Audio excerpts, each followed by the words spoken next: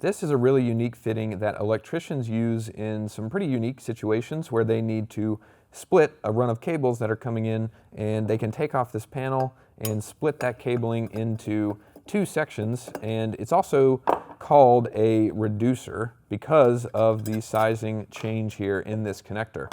So essentially, you've got a 1-inch piece of EMT conduit that comes in the top, and then you've got two pieces of 3/4-inch EMT that secure in this, and then of course the electrician could run wires in different directions. Maybe there's bins in these two 3/4-inch pieces and they go complete opposite directions.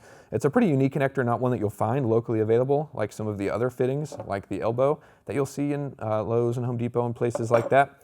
But what's really cool is this connector, you can also get it in 1/2-inch and 3/4-inch as well. And if you're unfamiliar with MakerPipe or us here on the channel, we like to talk about different things with EMT conduit because we like to build things with EMT conduit, and so does our community. And so when I first saw this, I think there's a lot of potential for builds and using it in your EMT conduit projects. I think you can do all kinds of awesome things where essentially you can have verticals in your build, and maybe you want to have bins coming out of this at a different angle. If you're building a greenhouse or a hoop house or something and you want two different angles going off in different directions, a lot of cool possibilities. But I think what's really cool is because of this gap here between the two pieces, you can essentially grab onto each piece and you could build off of it without the connectors interfering with each other, and you could do some pretty cool things. Maybe this is a roof peak even, where you have a greenhouse and you have the very top of it, and because these connectors aren't interfering with each other, you can make a roof peak that isn't very sharp. You don't have to worry.